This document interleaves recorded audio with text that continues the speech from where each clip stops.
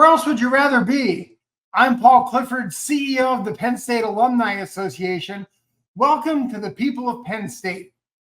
Each week on the podcast, you can expect to hear the voices of Penn Staters talking about what they're passionate about, and you can expect to feel the pride and the power of the Penn State network. Today, our guest on the show is Gary Brandeis. He is the founder and CEO of the Scholar Hotels, LLC. He started his real estate career in 1990 and has been the principal partner in 4 real estate investment funds, investing over $350 million in property types and investment strategies since 2010. Gary acquired his first hotel in 2006, and since then, Scholar has developed, redeveloped, and currently operates 6 hotels in State College, including the Nittany Lion Inn and the Penn Stater. As a Penn State alumnus, obviously these projects have special meaning, and their success is also Penn State's success. So we're going to talk to Gary a lot about that. He's the consummate entrepreneur. He brings creative and thoughtful mindset to everything that he does. He started his career in public accounting at Price Waterhouse. He's a CPA and holds a BS in accounting from the Smeal College of Business at Penn State. Please welcome Gary Brandeis to the podcast. Gary, how are you this morning? Thanks, Paul. Good morning. I'm doing great. Thanks for having me.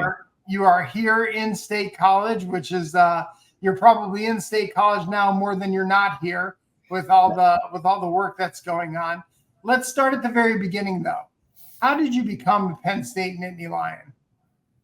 Well, my older sister went to Penn State, so I was sort of indoctrinated into Happy Valley, while I was still in high school and before I even thought about where I wanted to go to college or what I wanted to study. So my older sister got me into the Penn State vibe. I started drinking the Penn State Kool-Aid and the Happy Valley Kool-Aid early during my high school years, and I think as I approached the end of my time in high school, it was pretty evident that's where I was going to go. So you decided to come to Penn State. What were you involved in as a student?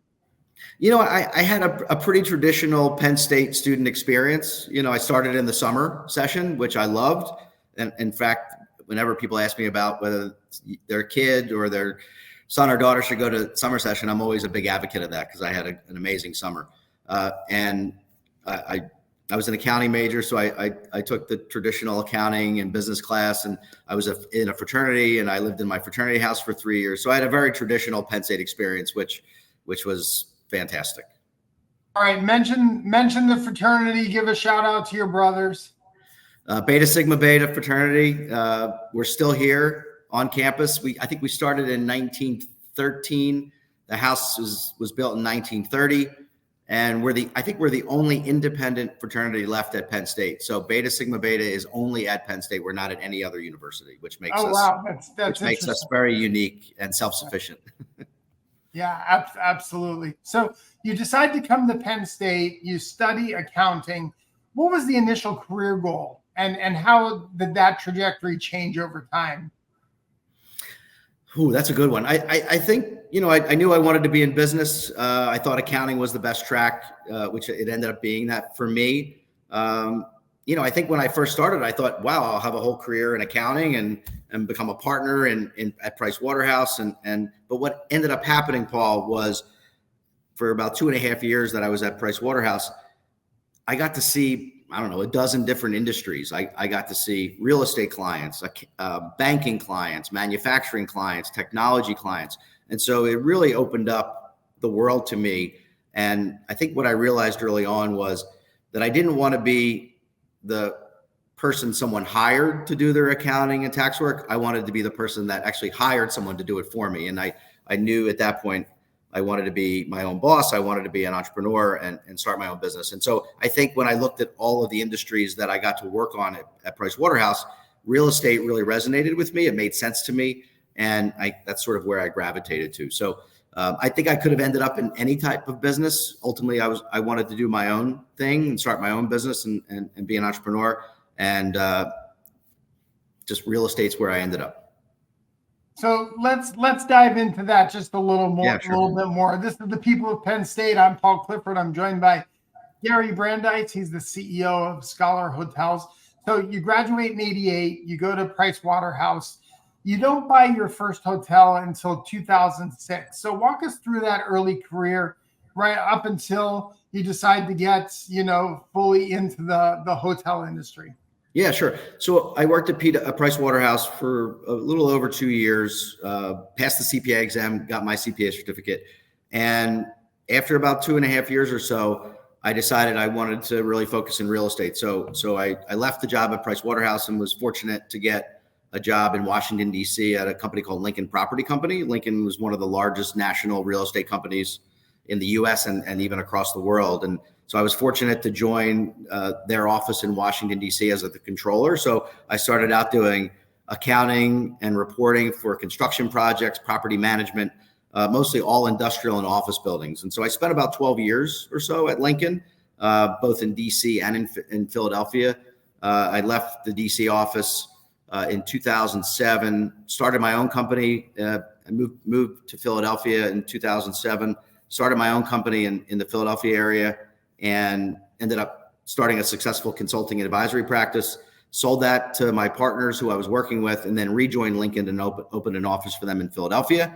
Did that for about another 5 years. And then I started this company that was sort of a prior version of Scholar, focusing on office and retail development and industrial development.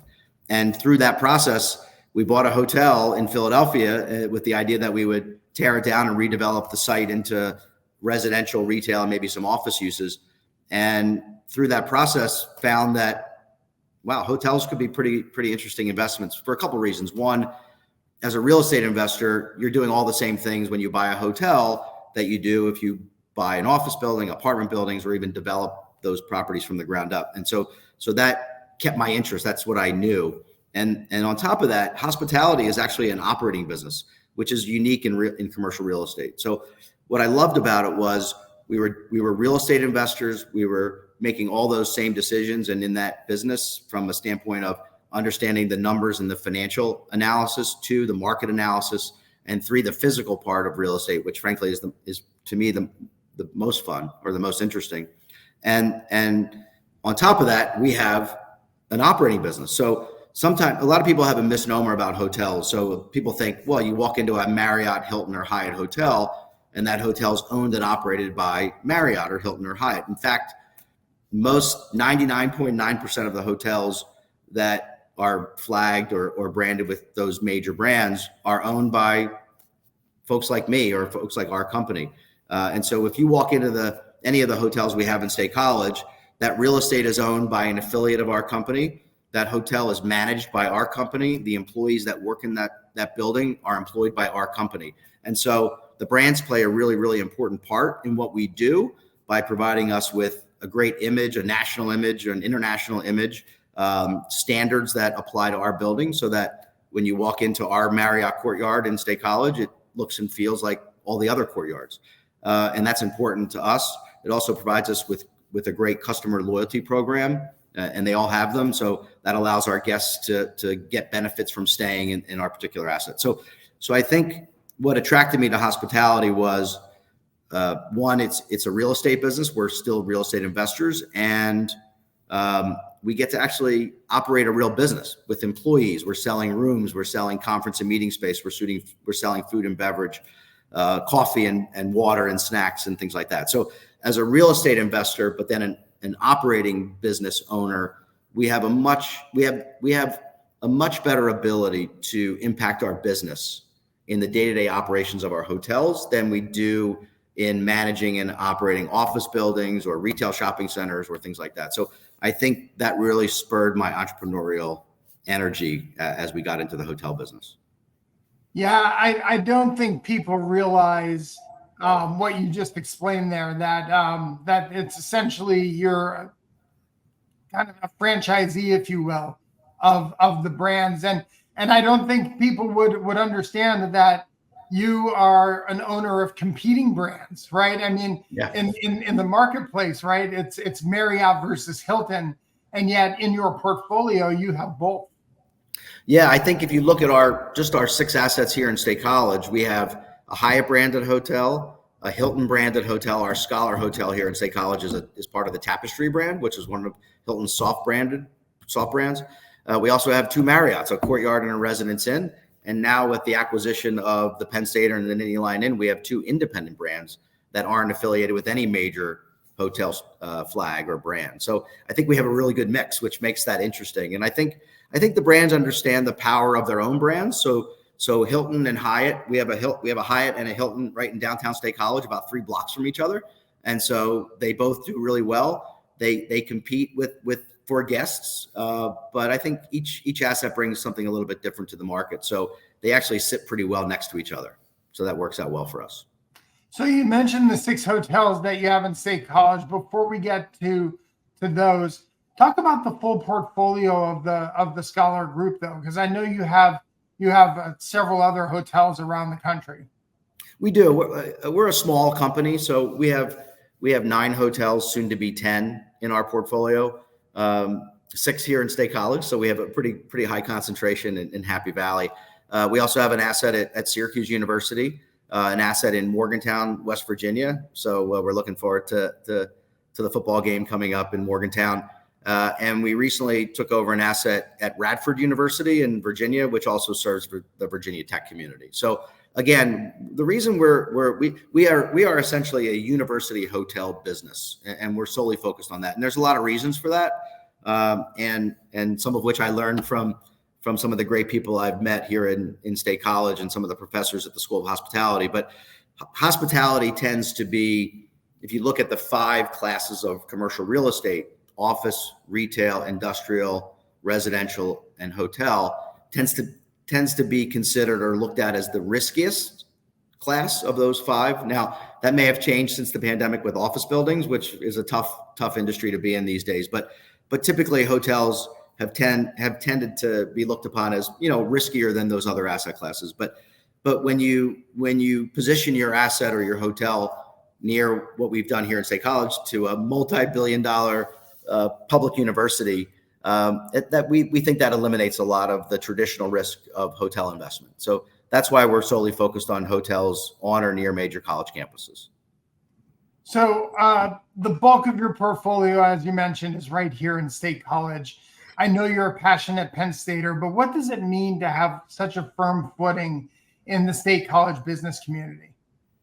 It's Paul, if I tell you I've been doing in working for almost 35 years now, since I graduated from Penn State, or actually maybe a little bit more, doing our first project here, doing the Hyatt and the Fraser Center, we opened in 2017, and then building our portfolio from there. It's been the most rewarding part of my career. And what does that mean? That means that we've gotten to do amazing projects here in State College. They're successful, which helps. And so it's been good for our company, our investment partners, and everybody involved in our business. But I've been really fortunate to really base a big part of our business here in State College, my personal life as well. And so what I look at in a positive way is that I've become I've become a sort of very involved in the State College business community. So we've got a bunch of investments here, obviously, but I'm part of the Downtown Improvement District Board. I'm part of the Happy Valley Venture Bureau Board. And so if you look on one side of College Avenue, I'm pretty involved in the business community, and also on the charity side and nonprofit side. And then when you move to the other side of College Avenue, I've had the opportunity to do a lot of work with students, both in the hospitality school and SMEAL as well. So that means I work with the hospitality school, making sure that hospitality students can work in our hotels and get experience and internships, et cetera. And then on the real estate side, I've been fortunate enough to be a guest lecturer, in real estate development classes, investment classes, and also have the opportunity to coach real estate teams in case study competitions for real estate on the real estate side and the development side with SMEAL. So I would tell you that I spend a lot of time here in State College. I absolutely love it. I love being part of both the university community and the business community as well. You talked about your relationship with Downtown Improvement and the Adventure Bureau. as I think about it, maybe I think about it the wrong way, right? There are, 7 home football games. There's 3 graduations. There's Arts Fest and a couple other big weekends. So let's say maybe a dozen big weekends here in State College. The other 40 weeks out of the year, it seems like, the hotel industry is an industry that would like to see more stuff coming in, right? So that they could be at a fuller capacity. So from the perspective of your seats on those other boards, what are some of the things that they're talking about to increase kind of the number of big activities that happen here in State College to drive some business towards, hotels, restaurants, the economy of State College? Yeah, sure. I think people say that to me a lot. Wow, you must do really great on football weekends and graduation, Arts Fest, Thon weekend and things like that, which is true. And so we're obviously very fortunate to have these big event weekends that bring a lot of people into State College, and it's a traditional supply demand equation, right? High demand and limited or fixed supply, if you will. Hotels are real estate assets. It takes a long time to build new ones. It takes a lot of money. There's a lot of risk. And so it's not done quickly. You can't just open a hotel in a few weeks if you decide to do it like you could start a business. So I think it's important that those weekends are really important to us.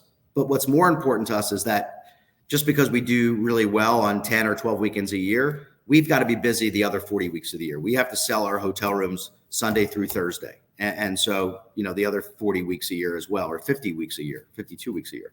So what's great about State College and being near a big public university is that there's a lot of things that are happening around the whole university calendar. So it's not just those 12 weekends a year. So for example, when the students are on campus in State College, the other times when there's not a football game or other big events, Penn State in State College or University Park has, I think, over 1,000 student clubs and organizations. So when there's not a big event, guess what? Those clubs and organizations schedule their events on those other weekends. So I would say that when the students are on campus, our hotels are very, very busy every weekend, which is great.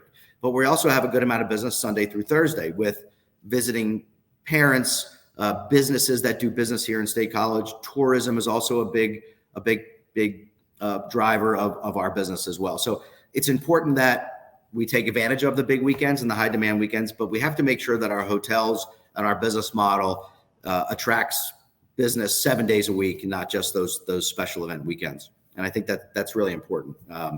And then the other thing that I would say is there's a very careful mix in hospitality. There's a saying in our business that you don't build a church for Easter Sunday, right? So meaning if I could import 1,000 more hotel rooms for those special event weekends, I could sell them all. But on a Tuesday night in February, I'm not selling a lot of hotel rooms. So we've got to have that healthy mix of supply and demand. And yeah, we would love to have a lot more hotel rooms for those busy weekends and busy times. But in February, when it's, 15 degrees out and it's snowing, or it's, the wind chill's below zero, I wish I didn't have as many hotel rooms to sell. So there's that healthy mix that we look at all year long as we strategize on, staffing models, revenue models, pricing models, and things like that. So it's a delicate balance. And like I said before, that's what makes the hotel business so interesting. We actually have to really, really think about how to run our business daily and weekly as things change. So it's an interesting, challenging, and very fun business to be in. So I would imagine, right, you're leading a group that has 10, almost 11 hotels now, that you don't have a favorite one, right? That you love them all equally, like children. Like children, right? But I would have to imagine that the crown jewel of the group is the Nittany Lion Inn, which is just a couple days away from opening. I had a chance to get a behind the scenes tour. What can people expect from the renovated Nittany Lion Inn? So Paul, I think you're right. All of them are my favorites. Obviously, the dollar we invested in the hotel in Syracuse is just as important as the dollar we're investing in the Nittany Lion Inn. But obviously, to those folks, to everyone watching this podcast, that building, the name, the brand, and everything holds, I think, a special place in all of our hearts. And so when we were given the opportunity to acquire those assets and then have the chance to put our fingerprints on it, obviously it was a tremendous honor. And it's something that we take very seriously. And we've been working really hard for the last 16 months since we closed on the assets with the university. And I would tell you, Paul, that in my 35-year career, this has been the most challenging project I've ever done for lots of reasons: real estate reasons, capital market reasons, construction reasons. But I think the thing that's made it even more challenging and frankly a little bit more stressful than others is that I think there's millions of Penn State people around the world that are looking at our company saying, don't mess it up, right? This is too important to mess up. So that's added a little bit more pressure on me personally and our company in general. And so I think I think we're really pleased with what we're seeing. Like you said, we're a few days out from when people might see this, but sitting here today, we're a few weeks out from our opening. And I would tell you that as much as we've made a tremendous commitment, our company and my investment partners have made a tremendous investment in that asset. This is a Penn State asset. This is the university's asset. We're just going to take care of it for the next 70 years or so. But ultimately, this is a university asset, a student asset, an alumni asset. And I think, and other people will judge us accordingly, but I think we've kept the integrity of the building, the history of the building, and we've improved it significantly. And I think that when people come into the Nittany Lion Inn, they'll see and remember the history of the building, the interiors of the building, but we've elevated it. Not only the quality of the interiors, we've elevated the look and feel. We've elevated the entrance when you walk in. I think I could say this comfortably, and I think most people would agree with me that you'd walk into this really beautiful building and the entrance was a little bit disappointing. You'd walk into sort of this narrow corridor with a big desk in front of you, and you didn't really sort of get the vibe of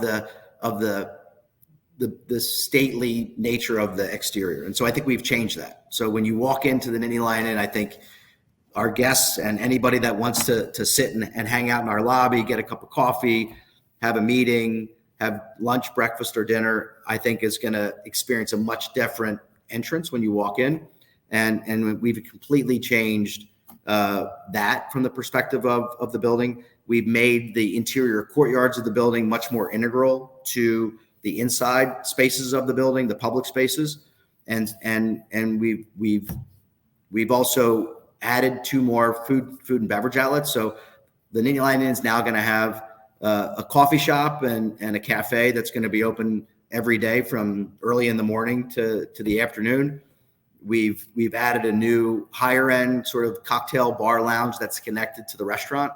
So that's going to be a much different look and feel as well. And the old Whiskers space, which obviously very important to the Penn State community, we've redeveloped that. And I think people know, if they've seen our website, we've rebranded that, and it's now called Triplets in honor and memory of Wally Triplett, who we all know is really important to the Penn State community. And what's important to us when we did that was we connected with Wally's family. I spent some time with his granddaughter, and she gave us permission, the family's permission to use the Triplets name. And I think when you come into that space, you'll see some great photos of Wally and learn about his story in that space as well. So I think we've really taken a lot of time to make sure that we protect the building, the integrity, the history of the building, but improve it to modern hospitality standards, what people want. We spent a lot of time on the mechanical systems in the building, so it'll be warm on a cold day and cool on a hot day. And so we think we've done a really good job with that. The brand, the Nittany Lion Inn brand, is really important to us. And so we believe we've done a really good job of maintaining the integrity of that name. Now, you, Paul, and everybody else is gonna judge us when they come into the building, and hopefully most people will agree with me. We've also done some interesting things with artwork and the history of Penn State, making sure that's very visible. And obviously, when you walk into the building, there's going to be a very, very strong sense of place. You know where you're going to be, you know where you are, which is evident from the outside, but it's going to be evident from the inside as well. We also have a partnership with Harper's, which is a long-standing business in downtown downtown State College. They're going to be bringing a boutique shop to the lobby of the Nittany Lion Inn and be selling great, not only Penn State branded items, but also Nittany Lion Inn branded items as well. So we're excited about that partnership as well. I'm really excited about it. And Gary, I know the pressure of, serving a community that has people that in it, right? And that people that you care about it. And and people who will be, readily excited to give you feedback. Oh, yes. about what they think about it. I had the chance for that behind the scenes tour. No one is going to be disappointed in what you all have planned.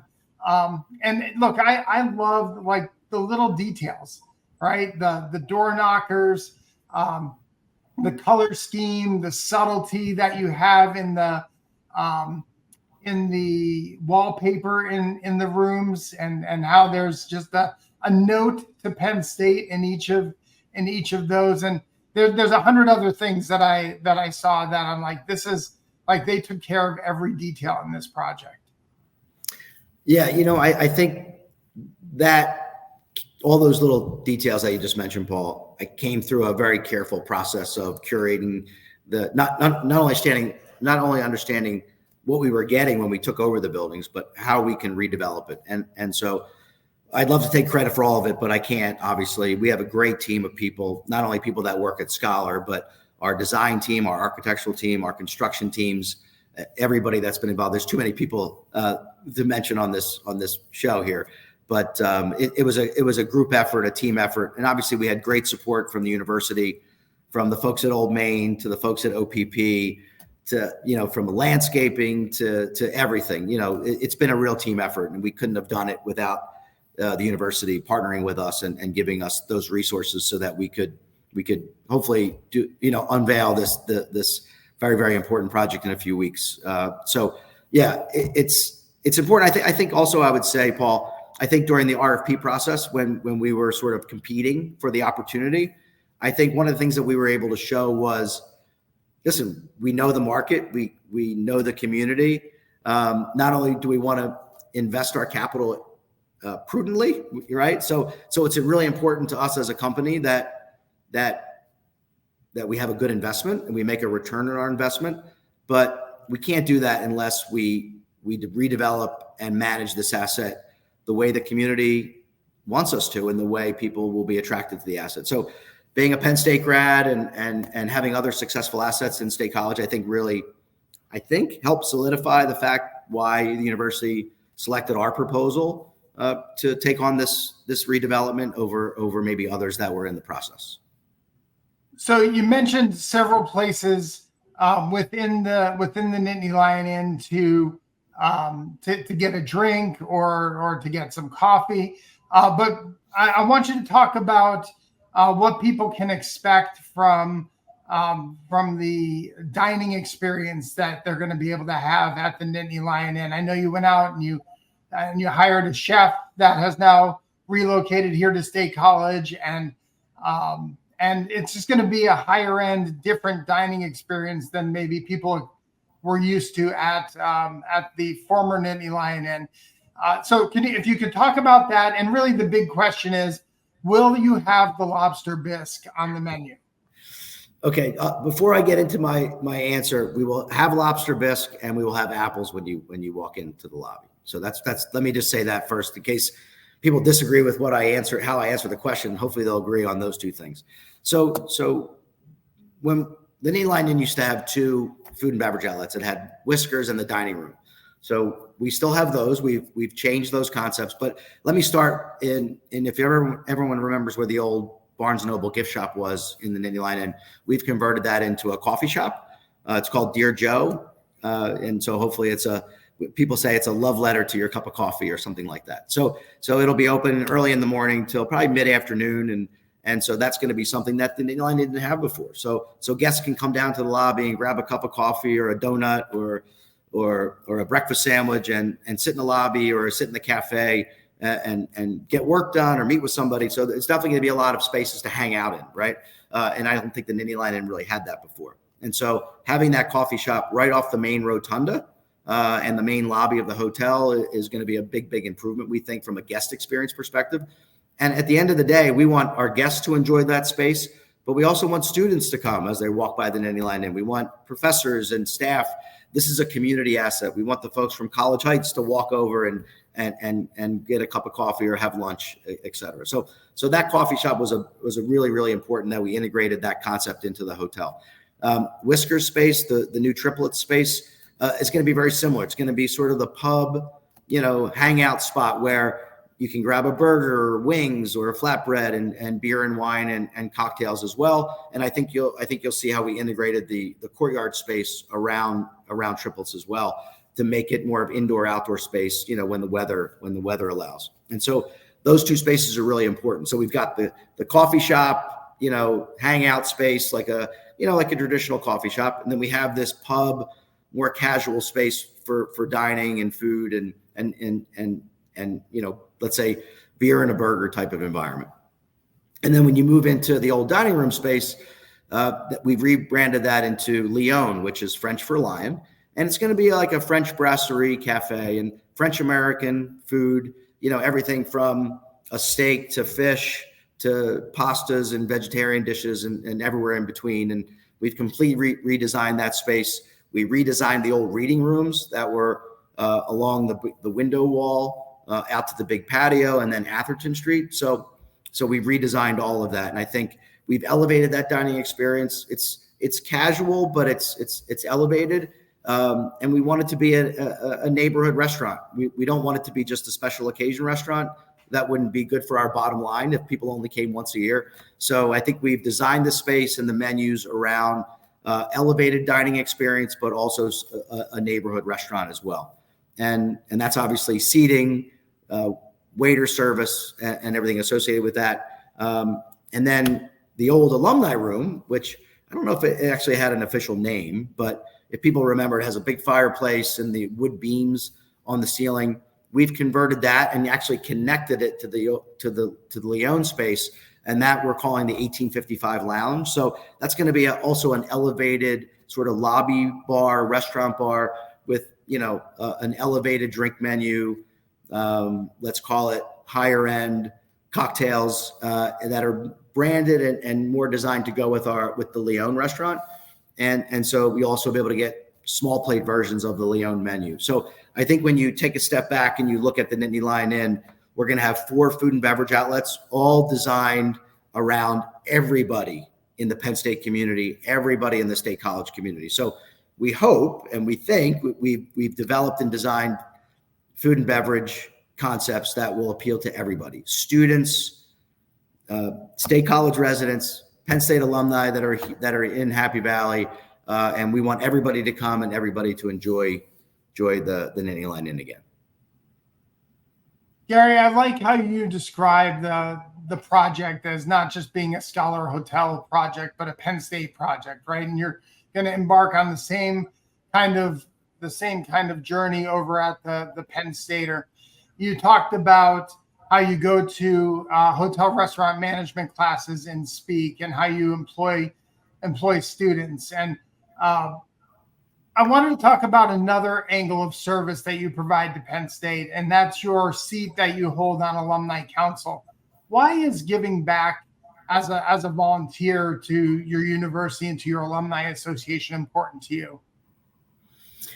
Yeah, and I actually thank you for saying that, Paul, because when I was talking about the things I do in State College, the Alumni Council is one of them. And so I think what I've learned, going to school here in the 1980s and having a relatively long career at this point, is that when you're a student here, you take so much from the university, and that's the university's job, right?